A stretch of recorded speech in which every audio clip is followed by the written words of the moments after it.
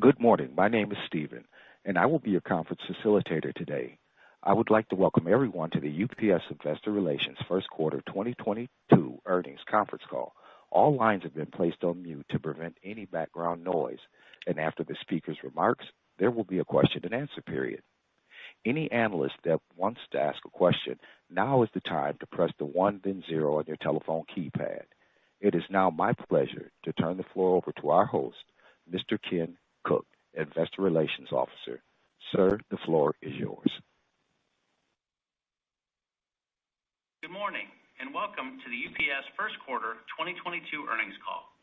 Joining me today are Carol Tomé, our CEO, and Brian Newman, our CFO.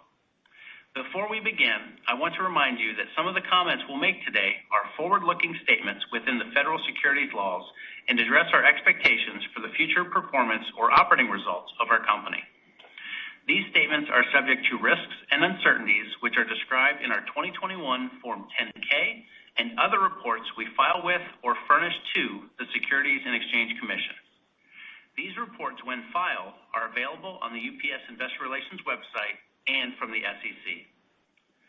For the first quarter of 2022, GAAP results include a net charge of $19 million or 2 cents per diluted share, comprised of after-tax transformation and other charges of $43 million, offset by an after-tax gain of $24 million, resulting from the curtailment of benefits in a Canadian retirement plan. Unless stated otherwise, our comments will refer to adjusted results, which exclude pension adjustments and transformation and other charges. The webcast of today's call, along with the reconciliation of non-GAAP financial measures, is available on the UPS Investor Relations website. Following our prepared remarks, we will take questions from those joining us via the teleconference. If you wish to ask a question, press 1 and then 0 on your phone to enter the queue. Please ask only one question so that we may allow as many as possible to participate. You may rejoin the queue for the opportunity to ask an additional question. And now, I'll turn the call over to Carol. Thank you, Ken, and good morning. This is my 8th earnings call at UPS. Since I joined the company, we've faced a pandemic, social unrest, political unrest, the fallout from Brexit, and now a war. Through it all, I continue to be so impressed by the resiliency of UPSers and their commitment to moving our world forward by delivering what matters. I want to thank our team for their hard work and efforts in serving the needs of our customers, each other, and our communities during these most trying times. Before I discuss our results, I'd like to address our situation in Ukraine. Our hearts are with the people of Ukraine who are feeling the effects of this tragedy firsthand. We have suspended all commercial operations in Ukraine, Belarus, and Russia. Where we can, we are supporting humanitarian relief efforts, and our focus is on the safety of our people. Putting the issues in Eastern Europe aside, as we discussed in February, we expected the macro environment to be dynamic, and it was. Our average daily volume fell short of our plan due to several external factors that Brian will detail. But we remain focused on controlling what we can control. And looking at the first quarter, we were pleased with our results. Consolidated revenue rose 6.4% from last year to $24.4 billion, and operating profit grew 12.1% from last year to $3.3 billion. Consolidated operating margin expanded to 13.6%, which was 70 basis points above last year. All of our business segments delivered operating profit growth. Of note, our supply chain solutions businesses generated record operating profit of $481 million, with a record operating margin of 11%, driven by strength in forwarding and healthcare. We continue to pivot toward opportunity. We've made tremendous progress over the last 2 years. We are leveraging the power of our data to become much more agile. Under our Better Not Bigger framework, we are investing in the capabilities that matter the most to our customers. and we are winning in the parts of the market that value our end-to-end network, like SMBs, healthcare, B2B, and large enterprise accounts. How do we know we are winning? Because we've gained market share. Winning comes down to successfully executing our customer-first, people-led, innovation-driven strategy. Looking at customer first, this is about creating a frictionless customer experience. Here, we've made two significant enhancements to digitize the onboarding experience, making it easier for SMBs to ship with us. The first change I'll share is for our smallest customers. In the U.S., they can now go online at ups.com, answer just 3 questions, and get a contract that includes pricing. This enables them to begin shipping in under 2 minutes, instead of our old process where they had to wait an average of 10 days to get started. The second enhancement is for larger SMBs. Here, we are leveraging best-in-class technology to enhance the experience for our customers and our salespeople. We've moved from a slow, manual pricing process to a new digital platform that we call Deal Manager. This platform, which will be fully deployed to all U.S. SMB salespeople by the end of this month, operationalizes our data and applies pricing science to present the customer with the right price the first time. For our customers, this means they no longer need to submit cumbersome sample data just to get a quote. For our salespeople, they can close deals on the spot, making them more efficient and freeing them up to spend more time selling. And because this platform uses advanced analytics, the more we use it, the smarter it becomes. It's a key building block toward dynamic pricing. Our Digital Access Program, or DAP, is another important SMB growth driver. In the first quarter, we created more than 500,000 new DAP customer accounts. That's more than 3 times the number of new accounts created in the first quarter of last year. What's more, near the end of the first quarter, we began shipping DAP packages that originated outside of the U.S. As of today, DAP is available in 27 countries around the world, and we are continuing to add DAP partners, putting us well on our way to achieving our $2 billion DAP revenue target in 2022. The enhancements we are making are resonating with SMB customers. In the first quarter, the U.S. SMB average daily volume growth rate, including platforms, outpaced the enterprise volume growth rate. In fact, in the first quarter, SMBs made up 28.4% of our total U.S. volume, up 140 basis points from 1 year ago. Looking at our international and supply chain solution segments, the flexibility of our network allowed us to continue delivering for our customers within a dynamic environment. In many ways, this was one of our more challenging quarters, as our international small package business faced tough year-over-year comparisons, and demand was negatively impacted by ongoing disruptions due to the pandemic. But at the same time, we scurried to keep up with heightened demand in our forwarding and healthcare businesses. No matter what came our way, we kept delivering with outstanding service levels. Moving to people-led, as previously announced, in the quarter we realigned our executive leadership team. First, Nando Cesarone, who has been leading our U.S. operations since 2020, assumed additional responsibility for U.S. sales and parts of engineering. This change gets us even closer to the customer, helping us better go to market as one UPS, and enabling our teams to move even faster to unlock value for our customers and our share owners. Second, Kate Gutman assumed a new role leading both the international and supply chain solution segments, in addition to our healthcare business. This allows us to better serve our global customers with our full range of services and provides opportunity for synergies in both revenue and cost.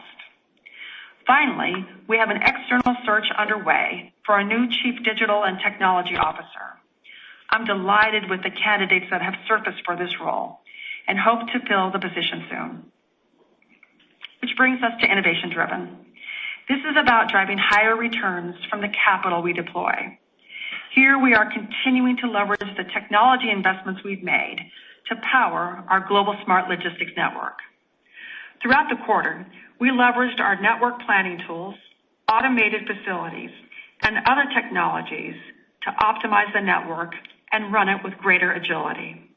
These efforts, coupled with a laser focus on revenue quality, contributed to a 90 basis point improvement in U.S. operating margin year over year. As we've discussed, we've turned productivity into a virtuous cycle at UPS.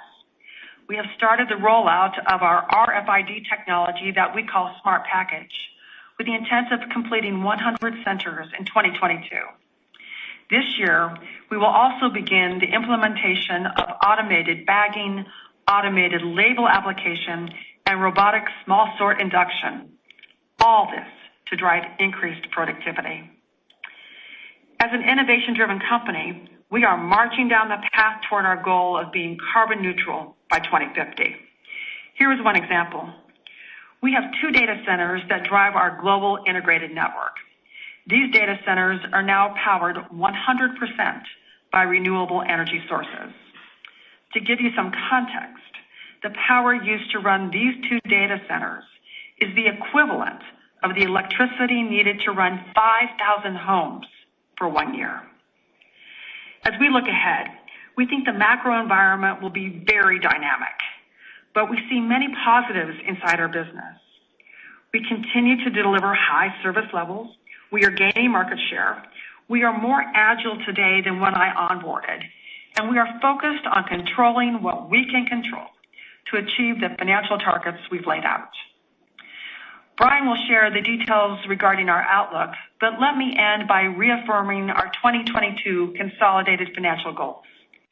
In 2022, we expect to generate about $102 billion in revenue, consolidated operating margin of approximately 13.7%, and we expect return on invested capital to be greater than 30%. We are confident in our outlook and our financial condition. As a result, we are increasing our share repurchases for 2022, taking the target up to $2 billion for the year. And now I'll turn the call over to Brian. Thanks, Carol, and good morning. In my comments, I'll cover 4 areas, starting with the macro environment, then our first quarter results. Next, I'll cover cash and shareowner returns. And lastly, I'll provide an update on our financial outlook for 2022. As Carol mentioned, external factors resulted in a challenging operating environment in the first quarter. Early in January, Omicron negatively impacted retail sales and pressured volumes. The impact of Omicron subsided in February, and volume growth turned slightly positive.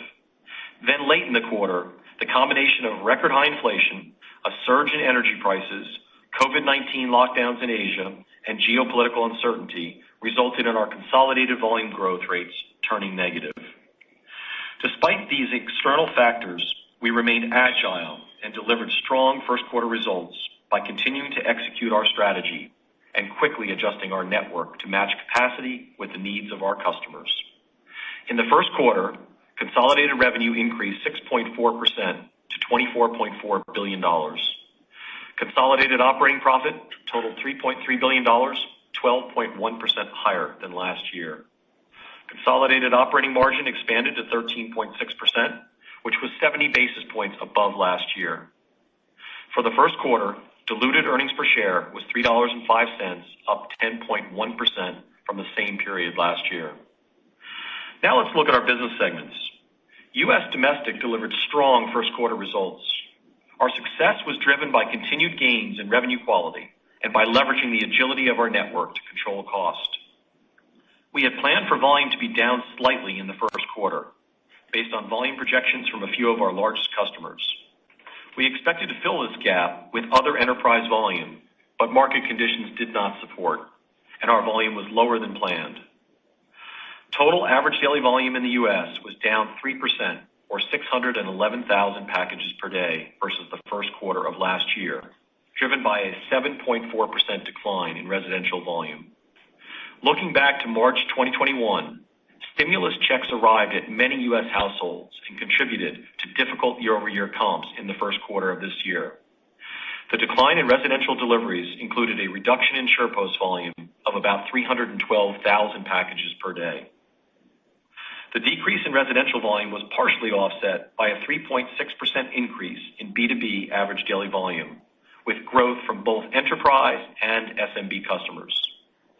In the first quarter, B2B represented 43% of our volume, which was up from 40% in the first quarter of 2021. Even within the current environment, the execution of our strategy is continuing to drive improvement in customer mix. In the first quarter, SMB average daily volume, including platforms, was up 1.9%, and SMBs made up 28.4% of U.S. domestic volume, an increase of 140 basis points over last year. For the quarter, U.S. domestic generated revenue of $15.1 billion, up 8%, which included the benefit of one additional operating day. Revenue per piece increased 9.5%, more than offsetting the volume decline in the first quarter. Together, fuel surcharges and base rates drove 820 basis points of the revenue per piece improvement, with mix contributing the rest of the growth. Additionally, revenue per piece grew across all products and customer segments, with ground revenue per piece up 8.4%. Turning to costs, total expense grew 6.9%. Total payroll and benefits, which included market rate adjustments, drove 390 basis points of the increase, and fuel drove 230 basis points of the expense growth rate increase. The remaining expense growth rate increase was driven by multiple factors, including weekend expansion and depreciation. The investments we've made in our automated facilities, coupled with our productivity improvement initiatives, enabled us to eliminate more than 1,300 trailer loads per day compared to the same period last year, which contributed to the positive operating leverage in the quarter. The U.S. domestic segment delivered $1.7 billion in operating profit, an increase of $242 million, or 16.5% compared to the first quarter of 2021. And operating margin expanded 90 basis points to 11.3%. Looking outside of the U.S., let me start by providing some information on our direct exposure to Ukraine, Belarus, and Russia. Revenue from these three countries represented less than 1% of our consolidated revenue in 2021. While the direct financial impact is not material to our business, we are closely monitoring the broader impacts across the global economy. Moving to our international segment performance, by leveraging the agility of our global network and focusing on revenue quality, International executed well in a challenging global market, navigating through increases in global inflation, a war, and COVID-19 disruptions. In contrast to the U.S., we planned for international volume to grow in the first quarter, and it did not. Total average daily volume was down 256,000 packages per day, or 6.7% in the first quarter. Part of the decline was due to tough comps from 1 year ago. When looking at performance on a 2-year stack basis, total international average daily volume was up 16.4%. In the first quarter of 2022, international domestic average daily volume was down 10.1%, representing nearly 80% of the decrease in international volume. Total export average daily volume declined 2.9% due to a combination of factors including COVID-19 lockdowns in Asia. In response, we adjusted the network and were able to keep our operations moving in Asia and at the same time shifted capacity where it was needed to serve our customers globally. For example, average daily volume on the Europe to U.S. lane grew 10.7%. In the first quarter, international revenue increased 5.8% to $4.9 billion. Revenue per piece increased 10.5%, including a 710 basis point benefit from fuel and a 680 basis point benefit from revenue quality and mix, offset by a 340 basis point negative impact due to a stronger U.S. dollar. Operating profit was $1.1 billion, an increase of 2.7%, and operating margin was 23%, down 70 basis points year over year. Now looking at supply chain solutions, in the first quarter, the segment delivered record operating profit in a dynamic environment. Revenue increased to $4.4 billion, up 2%, despite the divestiture of UPS Freight, which accounted for $767 million of Supply Chain Solutions revenue in the first quarter of 2021. Looking at the key performance drivers, forwarding revenue was up 25%, and operating profit more than doubled by managing the buy-sell spreads while global market demand continued to outpace supply. Our teams did an outstanding job helping our customers manage through this challenging market. Within forwarding, our truckload brokerage unit delivered strong operating profit growth driven by revenue quality initiatives. And our healthcare business delivered record revenue and operating profit results in the first quarter, led by pharma, clinical trials, and lab customers. In the first quarter, Supply Chain Solutions generated an operating profit of $481 million and delivered a record operating margin of 11%, 180 basis points above last year. Walking through the rest of the income statement, we had $174 million of interest expense. Other pension income was $298 million. And lastly, our effective tax rate in the first quarter came in at 21.5%, flat to last year and lower than planned due to discrete items. For the full year in 2022, we expect our effective tax rate to be around 23%. Now let's turn to cash and shareholder returns. We are continuing to generate strong cash flow from our disciplined focus on capital allocation and bottom line results. In the first quarter, we generated $4.5 billion in cash from operations. Free cash flow for the period was $3.9 billion, a 5.5% increase year over year. And in the first quarter, UPS distributed $1.3 billion in dividends and completed $260 million in share buybacks. Which brings us to our outlook for the remainder of 2022. According to IHS, GDP expectations for the full year have been lowered from previous forecasts. Global GDP is now expected to grow 3.2%, and U.S. GDP is expected to grow 3%. And the macro environment is expected to be bumpy for the remainder of 2022. We are continuing to pay close attention to macro elements, including COVID-19, upstream supply chain constraints, inventory and inflationary pressures, and the geopolitical environment. Despite this backdrop, we are reaffirming our consolidated financial targets for 2022, driven by our results in the first quarter and the momentum we are seeing in the second quarter. Consolidated revenues are expected to be about $102 billion, which takes into account the divestiture of UPS Freight. Consolidated operating margin is expected to be approximately 13.7%, and return on invested capital is anticipated to be above 30%.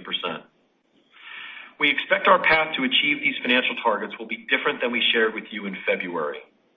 We have proven our ability to adapt in a dynamic environment, and we have many levers to pull that give us confidence in our ability to achieve our targets. In U.S. domestic, our revenue guidance is not changing. We anticipate revenue growth of around 5.5%, with revenue per piece growing faster than volume. In terms of volume, however, we anticipate volume growth rates will be lower than we originally expected. The volume growth rate in the first half of the year is expected to be negative, and we expect it to improve in the second half of the year. Pricing is expected to remain firm and will continue to price based on the value we provide to our customers. Lastly, in U.S. domestic, we expect operating margin to expand around 50 basis points for the full year in 2022. In international, our revenue guidance is unchanged. Revenue growth is anticipated to be approximately 7.7%, driven by revenue quality initiatives. We anticipate volume will be lower than originally planned, and given the value we offer our customers, we expect pricing to remain firm. Operating margin in the international segment is anticipated to be about 23.6%. In Supply Chain Solutions, our revenue expectation is unchanged at around $17 billion, driven by our healthcare portfolio and forwarding. We expect ocean rates to moderate below 2021 peak levels. Operating margin is expected to be about 9.4%. As a reminder, we will lap the sale of UPS Freight at the end of April. Turning to capital allocation. For the full year in 2022, we still expect free cash flow to be around $9 billion, including our annual pension contributions. Capital expenditures are still expected to be about 5.4% of revenue, or $5.5 billion, which includes 2 747-8 aircraft, 2 automated hubs, more than 3,700 alternative fuel vehicles, and additional technology investments, all of which will enable greater efficiency in our integrated network and move us further down the path to achieving our 2050 carbon neutral goal. And in 2022, we are planning to pay out around $5.2 billion in dividends subject to board approval. Regarding debt repayment, as of today, our plan is to repay $2 billion in debt at maturity this year. Lastly, in terms of capital allocation, we are doubling the amount of cash we plan to allocate to share repurchases to $2 billion in 2022, further rewarding our shareholders. We are executing our strategy, and we will remain agile as we continue to navigate the dynamic macro environment. We are laser focused on improving revenue quality, reducing our cost to serve, and disciplined capital allocation. And by controlling what we can control, we are confident in our outlook and our financial condition. Thank you, and operator, please open the lines. Thank you. Our first question will come from the line of Amit Malhotra of Deutsche Bank. Please go ahead. Thanks. Hi, everyone. Brian, what impact did fuel have on RPP and domestic? I know you said 800 bips fuel plus base rates. Wanted to see if you can just give us, just isolate the fuel piece of that. And Carol, I was hoping you can talk about the recent Amazon brought by with the Prime initiative. It seems like, that eats into the SMB strategy, or potentially eats into the SMB strategy. Just wanted to get your thoughts on that strategy that Amazon is pursuing and the implications for UPS and also UPS's relationship with Amazon as well. Hey, Amit. Good morning. Happy to break down the fuel piece, and then I'll turn it over to Carol for the Amazon question. You saw the 9.5% RPP growth in domestic, and think of that as about 80% rate and 20% mix, approximately. The mix being driven by our continued performance on the SMB side. But the split of the 80% is roughly equal. It's about half fuel and then half base pricing as you split it out.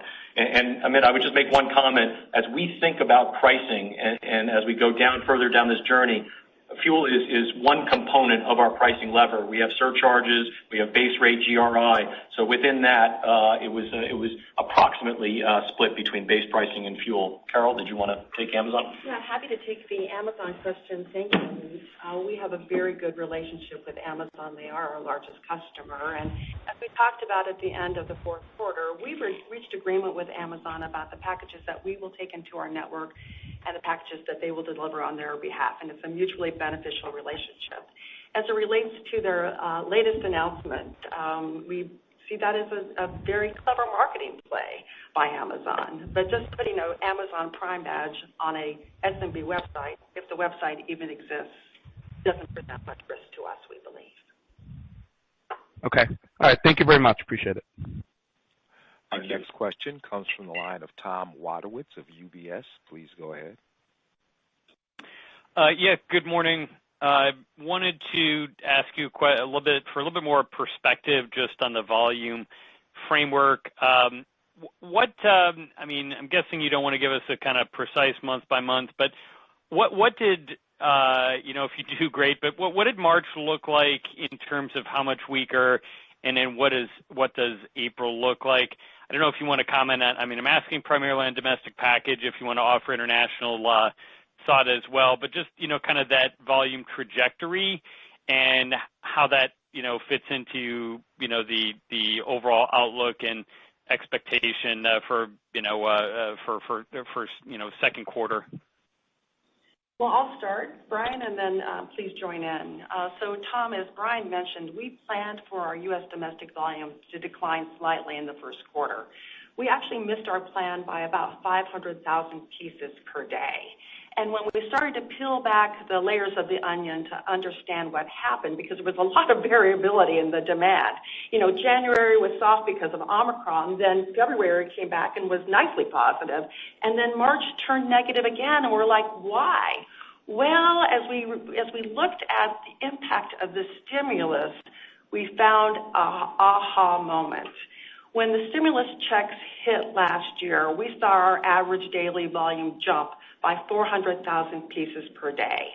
We and our customers thought we could comp that this year, but because of all of the external factors that were facing consumers, that proved to be tough. And in fact, if you look at the performance of our SurePost product, last year SurePost grew 35%. This year SurePost declined in the first quarter 10.5%. And if you look through that, you can see that 5 customers actually drove more than 60% of the year-over-year decline. And in talking to those customers, they tell us it was just too hard to comp those stimulus checks. So that explains what happens in the quarter. Why do we feel good about the volume going forward? Well, the comparisons get easier. And I can look at what's happening in April. Our April volume is better than our March volume. So we're trending in the right direction. And then I look at the volume that's coming into the network at great revenue quality for deals that we've just cut. So over the next several months, we've got new volume coming into our business, both from enterprise customers as well as SMB customers. So we feel very good about the volume projections that are coming into our network. Just to comment on the international volume, if I could. You know, we thought we'd have export volume growth in the quarter. We did not. It really was because of the COVID rolling lockdowns in Asia.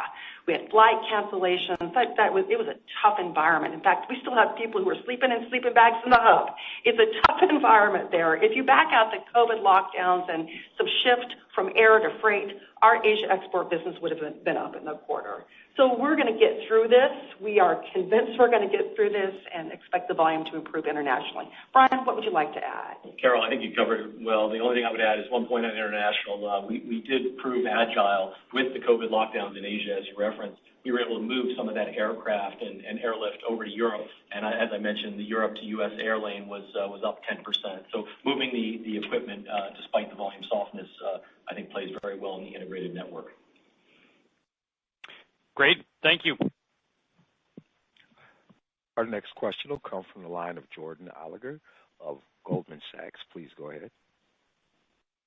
Talk a little bit more in detail. I think you mentioned productivity levers, a few times. If you need to be agile, depending on what happens with overall demand. Can you maybe hit on a couple of those fine points and how you could flex the network if need be to get to your targets? Thanks.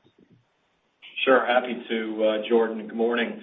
We do have cost inflation and pressures like everyone else out there, and obviously payroll and benefits and fuel are the two biggest in our system. But we are driving productivity as we think about it.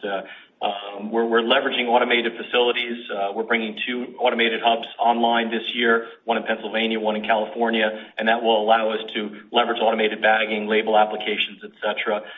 Carol's talked before about the smart package, smart facility. We're rolling that out in 2022, and so that will be a further driver of productivity this year as we think about it. And then within the quarter, ADV was actually down 3%, as we mentioned, but hours per day were down 3%, so pieces per hour were basically flat. And then lastly, one of the things that the team is doing very effectively in the U.S., Jordan, is the cube utilization and leveraging data to cube out the trucks. It reduced our loads per day better than the volume decline or outpaced it. And I just want to give a shout out to our operators in the U.S. for managing through this very choppy volume environment. To have pieces per hour flat when volume's up and down in a quarter it just is a sign of agility. And as to your question about levers, we are able to manage hours very well. If there were to be sustained volume down, and we're not counting on that, but if that were the case, then we would actually take headcount out. But now we're just managing the hours and doing a masterful job of it. Thank you. Thanks, Jordan. Our next question will come from the line of Todd Fowler of KeyBanc Capital Markets. Please go ahead. Hey, great. Thanks, and good morning. So I wanted to ask on the cadence of U.S. domestic margins throughout the year. I think, Brian, previously you'd given some guidance for first half versus second half, and I'm just curious with the change in the volume expectations, with what you're seeing on the pricing front, if that pushes out, kind of the cadence of how we see U.S. domestic volumes trend throughout the year, or are we going to be, kind of in a more steady state and kind of reducing some of that seasonality like you've talked about in the past? Thanks. Thanks, Todd. Happy to talk about domestic margin. We're sticking with the guidance I had given previously, which was 11.6 domestically for the full year, and it was pretty balanced, pretty close to that, the first half and second half. We printed an 11.3 in the first quarter. We're still holding to that 11.6 for the first half, and we think the second half will look similar. So net up 90 bips in the first quarter, but looking for a 60 basis point improvement in the first half. Thank you. Our next question will come from the line of Scott Group of Wolfe Research. Please go ahead. Hey, thanks. Good morning. Can you just talk about, I think you said that the volumes would be better or positive in the second half of the year. What changes first half or second half? Is that just a comp? And then if we are in a period of more sustained volume pressure, what's the ability to maintain this level of pricing improvement and margin improvement if the volumes, I guess, stay negative for longer? So in terms of our confidence in the volume and getting better, the comparisons do get easier, Scott, for sure. But we also are winning in the marketplace because of the service we provide. And I'm super proud of our sales team who are out there knocking on doors, bringing back customers, some of which candidly had left us, but they love the service that we provide. They're coming in at great revenue quality, and that's very important too. So we feel very good about what we see coming into the network. And I just want to go back and talk a moment about DAP. Our DAP revenue grew over 50% in the first quarter. That platform is on fire, and we're taking it outside of the United States now, which is very exciting. And I know Kate's looking forward to having DAP come to Europe. So we're well on our way to get to that $2 billion DAP target by the end of this year. In terms of sustained pricing is really a function of demand and supply.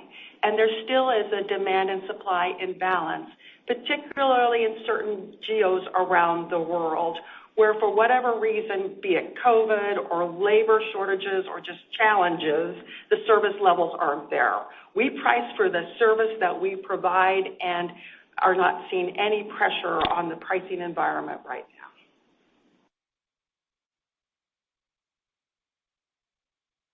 Our next question will come from the line of David Vernon of Bernstein. Please go ahead. Hey, good morning. Thank you, operator. So, Carol, as you look out in the back half of the year, can you talk to kind of what's embedded in the guide with respect to mix and whether you're seeing any sort of pickup in B2B traction, given the fact that the FedEx ground network seems to be running at service levels we probably haven't seen in, 20 some odd years? Well, Brian, perhaps you want to talk more about the guidance. Sure. So happy to. Look, in the first quarter, our resi B2C was 57% of the mix, and commercial was 43. We had guided for the full year to a 60-40 spread, and we still think that's a pretty good number.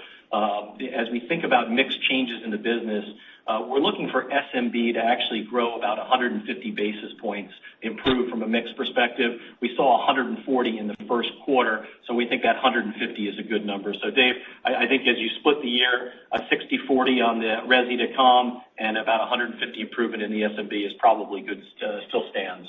I would say, interestingly, in the SMB space, it's now split 50-50 commercial, residential. That's a good point. And we saw our commercial business grow almost 4% in the first quarter. So we're going to take every opportunity to win in that space as well, because service matters to that customer base.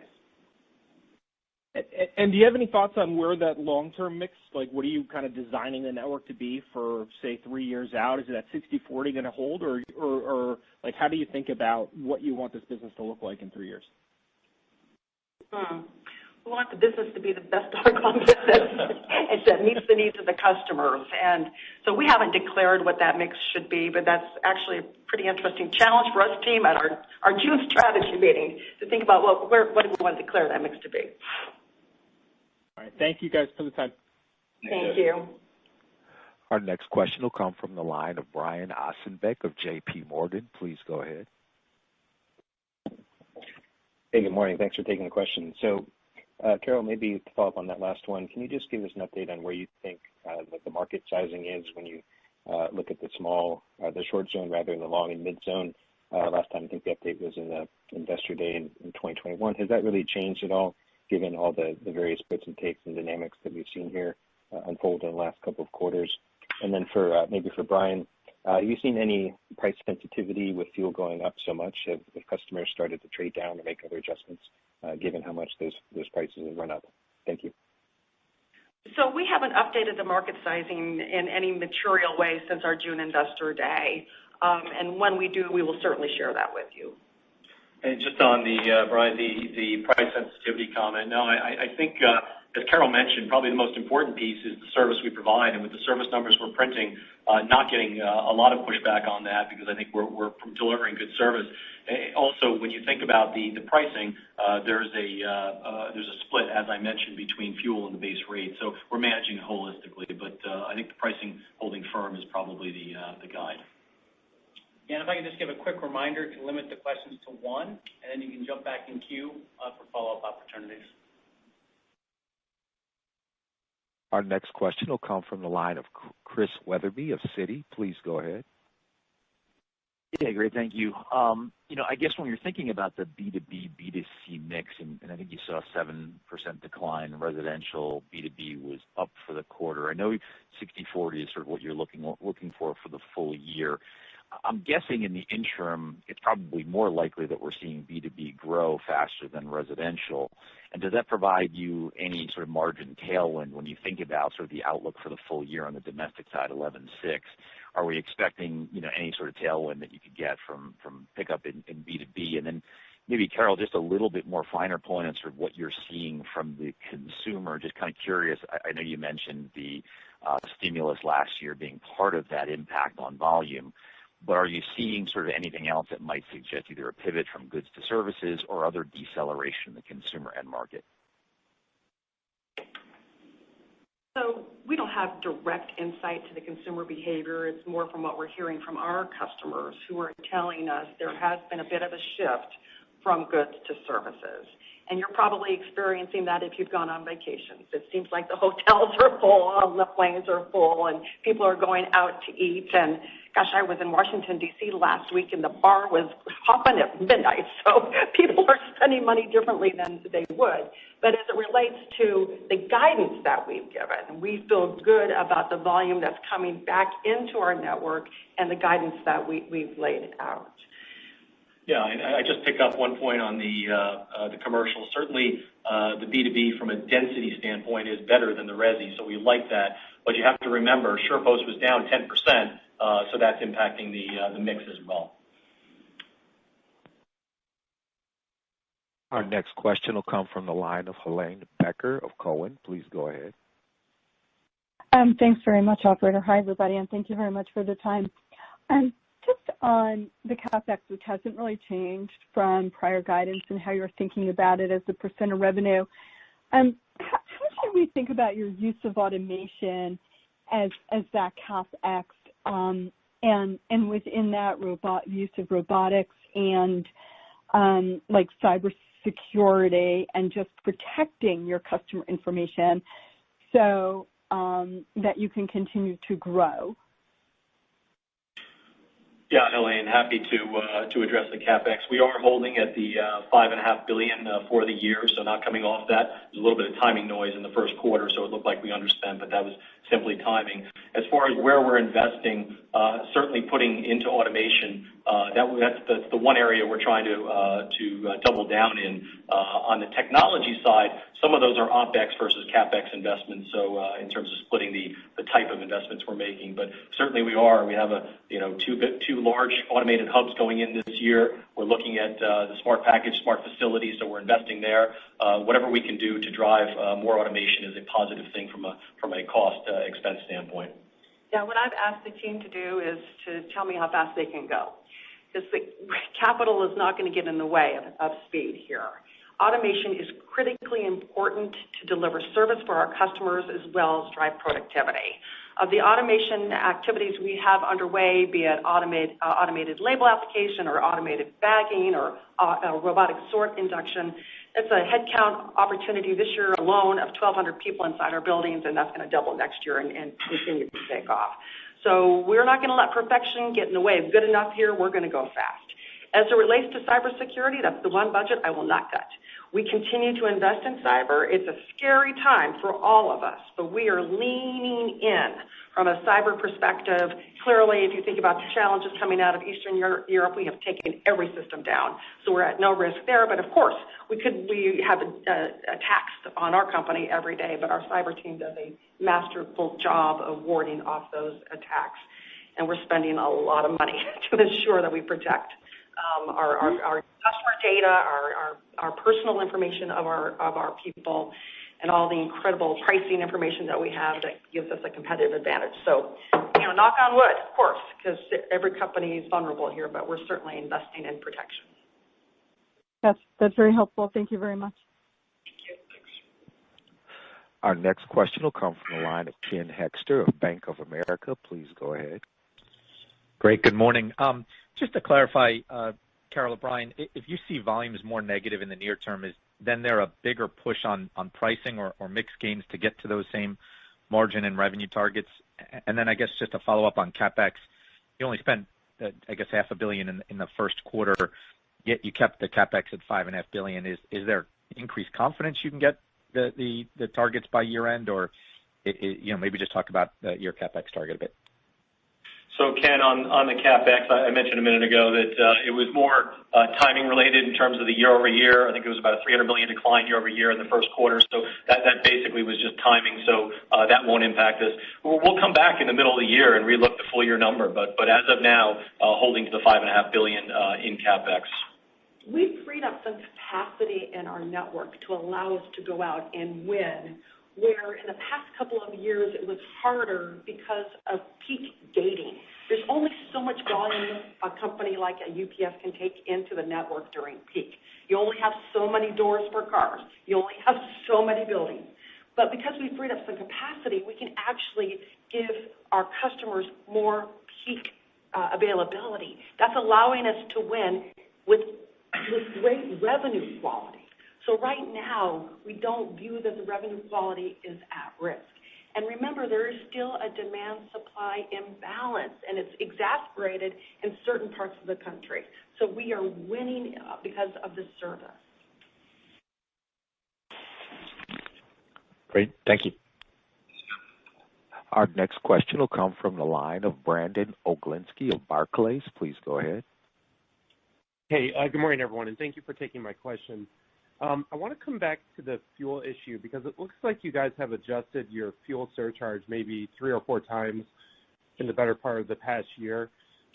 Is there any risk that if fuel prices were to materially come down from here, that's potentially a margin or profit headwind? And can you just tell us why adjusting the surcharge so frequently is the right way to go? So if we look at our fuel surcharge, as Brian mentioned, it's just part of our overall pricing algorithm. And yes, it does move off of the weekly change in the PPG index. But to that, we add a pricing modifier. So think of it no differently than a demand surcharge or a network surcharge or just a plain price. And people are willing to pay for this because of the service we provide. If we look at the impact to our business in the first quarter for the domestic business alone, 55% of the fuel benefit came from changes in the PPG index.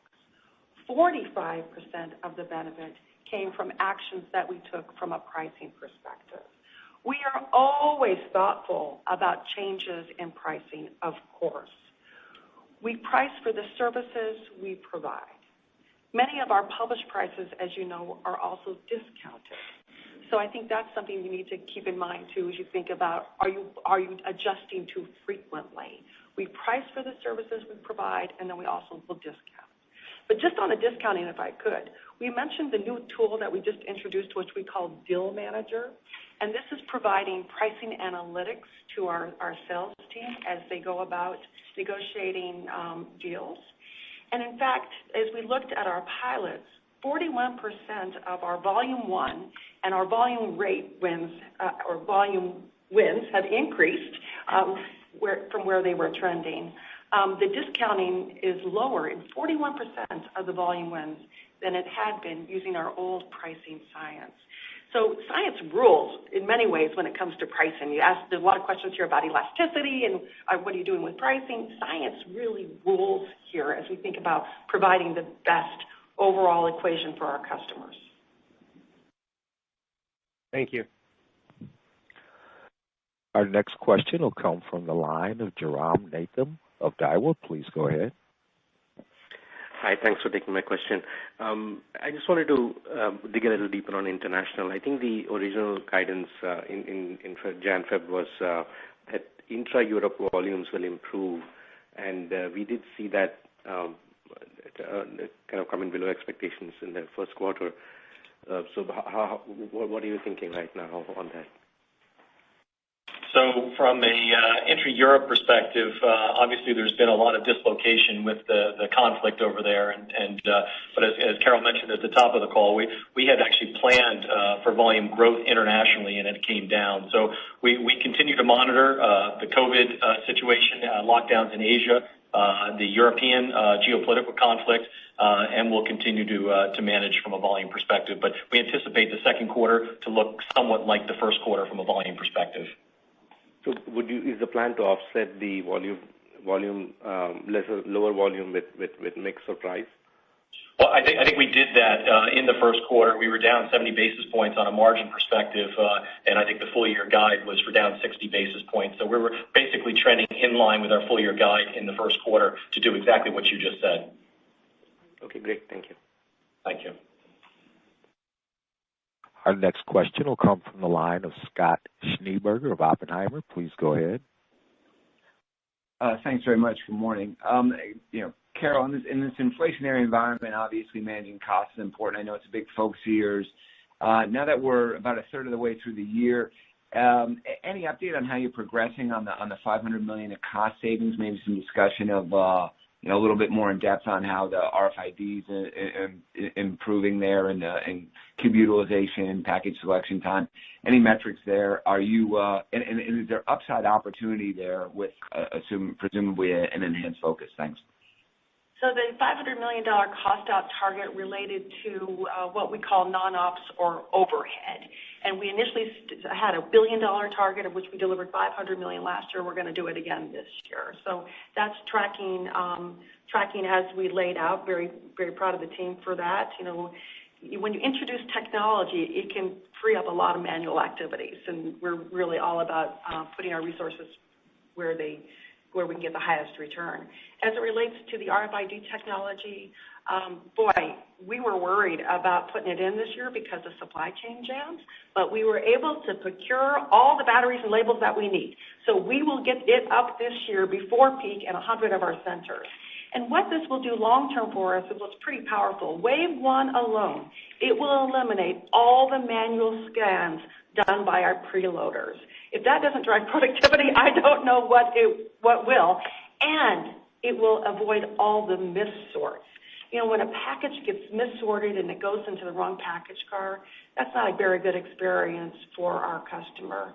It actually just is a drag on productivity. So really excited about where that's going to take us long term, and the project is on track. Nando is also driving what he calls total service, which is running this network which was designed for perfection at perfection.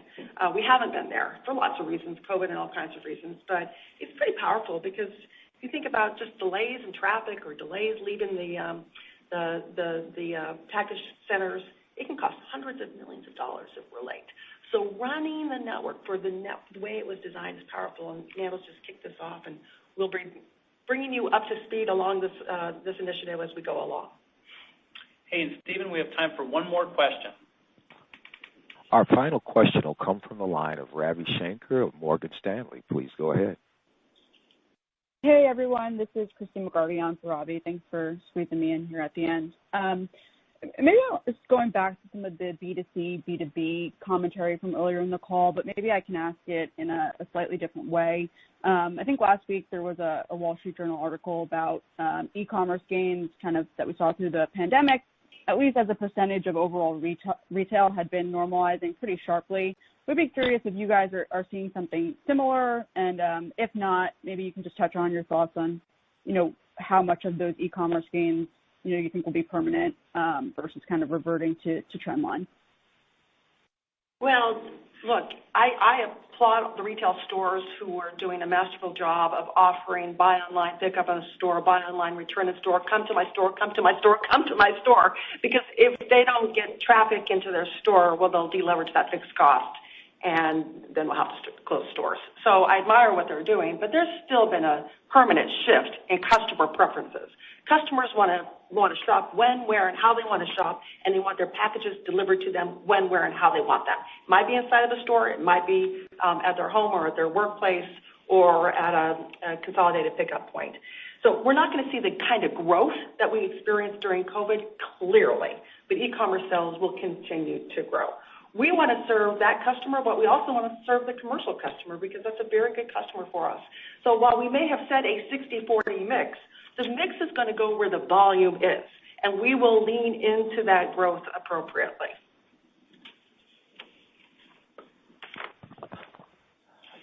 I would now like to turn the conference back over to our host, Mr. Ken Cook. Excellent. Thanks, everybody, for joining today, and have a great day.